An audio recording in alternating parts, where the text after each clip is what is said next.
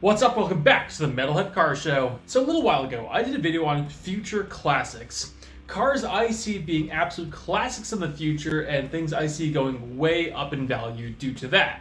And in that video, I focused on a couple supercars, a couple muscle cars, and that was kind of it. But truthfully, as cars age and time goes on, there's going to be so many cars that are going to fit that description. So today I want to look at 5 more cars I feel like fit that description beautifully.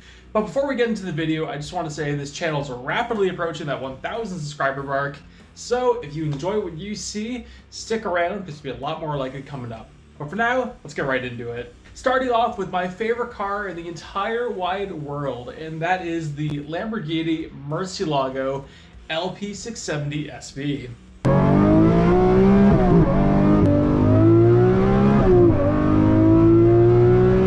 So the LP670 was the final variant of the Lamborghini Murcielago before it was killed off for the Aventador. And depending on where you are in the world, this thing either made 662 horsepower or 670 and sounded like this.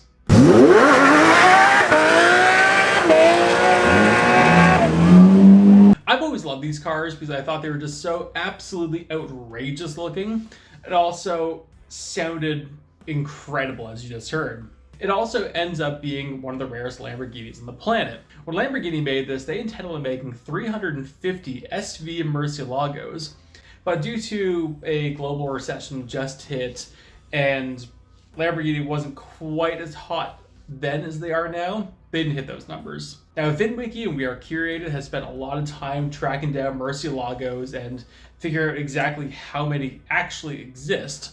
So despite Lamborghini says 350 were going to be built or were made, that is not true. And frankly, as I'm doing this, I don't remember the number. So it's this number, and that just makes it that much more cooler.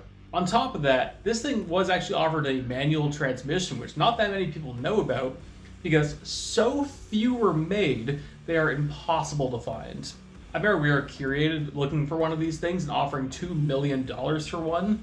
And they came out and said, if you want one, too bad, no one's selling them. They're gonna be with their owners forever because there's only like 7 in existence and none of them are getting rid of them. So because it's the final version of like the final analog Lamborghini built by Lamborghini and designed by Lamborghini, I think down the road, this thing's gonna be an absolute classic and an absolute fortune. Next up, and going down in price a little bit, the 0304 Ford Mustang SVT Cobra Terminator. Arguably one of the most famous production Mustangs in existence. The Terminator Mustang only lasted 2 model years, in 2003 and 2004. And why it was such a big deal was it was given an independent rear suspension, which was the first mass-produced Mustang to get that. Along with that, it got a supercharger on it going from 305 to 390 horsepower. 390, but people really think it's probably closer to 420, 440. Along with that, people have discovered that squeezing even more power out of these things is not hard. A 3-liter Whipple on it and makes almost 900 wheel horsepower. So what do I think it's gonna be a classic? This was like the final and the best version of the SN95 Mustang, and it was the final super raw, gritty Mustang. So the Terminator clears up a lot of those problems. It's a lot of power for the money, but when I say that, these cars are only going up in value right now. I have seen some of these crack the $70,000 marker, and I promise you they're not going to stop there. They're low production, it's a lot of power, they have a legacy to them, mostly based on street racing, but a legacy to them nonetheless. So if you want one of these things, get it right now whilst you can, because some point down the road, they won't be available for this $40,000, $50,000 price range we're currently seeing. Next up, the Lexus LFA.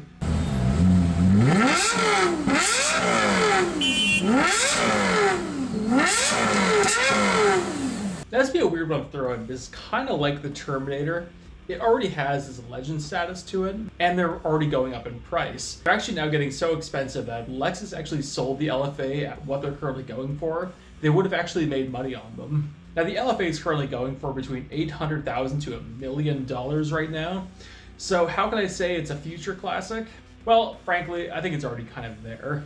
But seeing as though now, about 10 years-ish after they came out of production, they're already at $1 million. They're already almost tripled in value.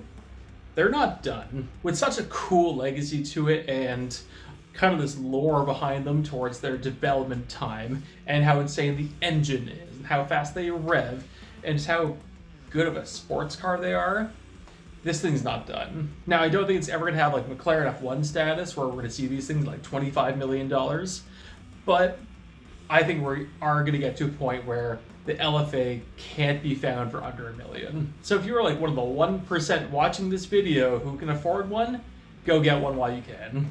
Next up, the Mercedes C63 AMG with a 6.2 liter.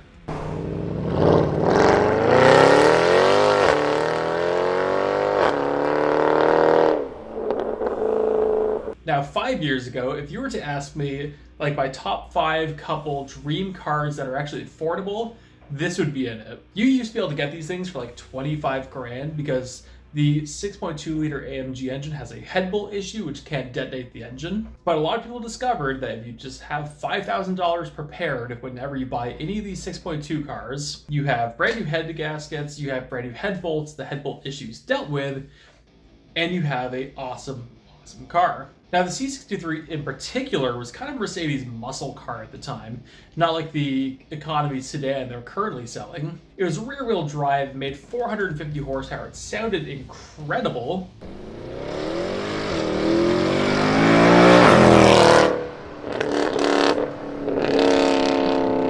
And it was kind of this beautiful mix of handsome and aggressive. Now, since people have figured out this head bolt issue, they are now going back up in price. They are no longer $25,000. You can't find that car anymore. But seeing as though the new one has a turbo hybrid 4-cylinder that nobody's excited for, these V8 cars, especially these naturally aspirated V8 cars, are going to be the ones that go up in value. I don't think you're ever going to see a $1 million C63 AMG, but I do think you are going to be seeing $250,000, maybe $500,000 for the greatest example, like way down the road. What? Honestly, that might be a bit of a stretch, but I could see these things going over $250,000 easily. But you know, if like you have one and you're thinking of selling it, maybe don't sell it for that much so I can afford one day. Like, just a thought.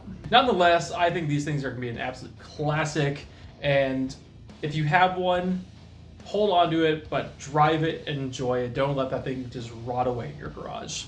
Next up, and kind of before I get into it, every generation has their ultimate supercar dream car. If you're born in the 60s, it very well could end up being a Lamborghini Countach, an F40, maybe a Pantera. Born in the 70s, maybe it's a McLaren F1, maybe it's an EV10 SS, maybe it's a Diablo SE30 Yoda. And if you're born in the 90s and the supercars like 2010 to 2020 are kind of your thing, then it's more likely to be Koenigsegg Algera.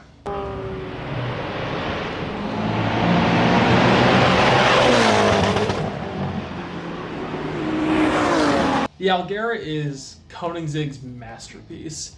It has broken multiple records. It looks absolutely phenomenal, and it's just everything they started with perfected.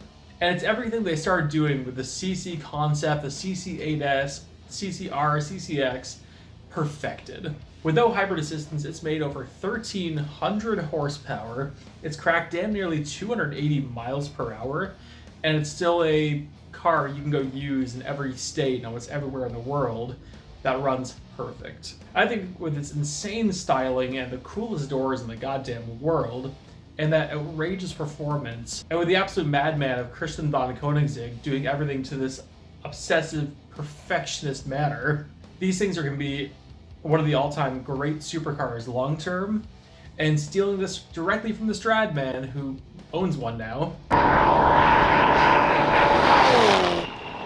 The Algera is this generation's McLaren F1. Will it get to that $20 million marker? Hard to say. You need a real legacy for that one, but you know what? Maybe. Anyway, that's 5 cars I see being future classics, but I want to know, what do you think? What cars do you see being future classics, and do you agree or disagree with me on anything on my list? Let me know in the comments. Thank you all so much for watching. Like, subscribe if you enjoyed the view seen. I post on Tuesday, Thursday, and Sunday, and I'll see you later.